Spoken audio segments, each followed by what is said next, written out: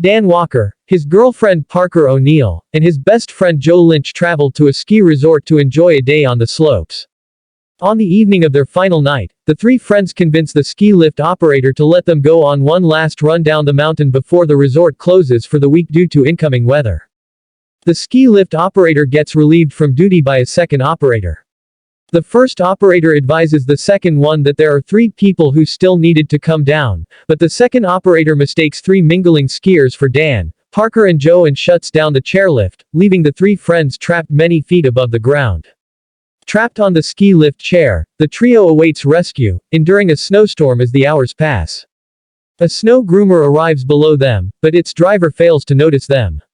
Realizing that no one knows their whereabouts and that they won't survive being stranded on the chairlift before they are rescued, Dan jumps off the chair. The impact fractures both of Dan's legs, leaving him completely unable to move. Parker and Joe attempt to find a way down to help him, but a pack of wolves soon arrive. Unable to reach him, Joe and Parker can only listen helplessly as Dan is torn apart by the wolves. Grieving over Dan's death, Parker and Joe blame each other for their friend's tragic passing before comforting each other. Initially indifferent of each other, the two share their history of dating, with Parker later admitting that Dan was someone she wanted to marry. The next morning, Joe makes another attempt to make his way down by clasping onto the chairlift cable. The vibrations cause the securing bolt of the chair to loosen. With the razor-sharp cable having severely injured his hands, Joe makes it onto a nearby support tower, clambering down the service ladder. On the ground, he is confronted again by the gathered wolves, though he fights them off with a ski pole. Promising Parker that he'll return with help, Joe travels down the mountain on Parker's discarded snowboard with the wolves pursuing after him. Now alone, Parker endures another night aboard the chair while awaiting help. Joe does not return by the next day, so Parker attempts to reach the support pole herself.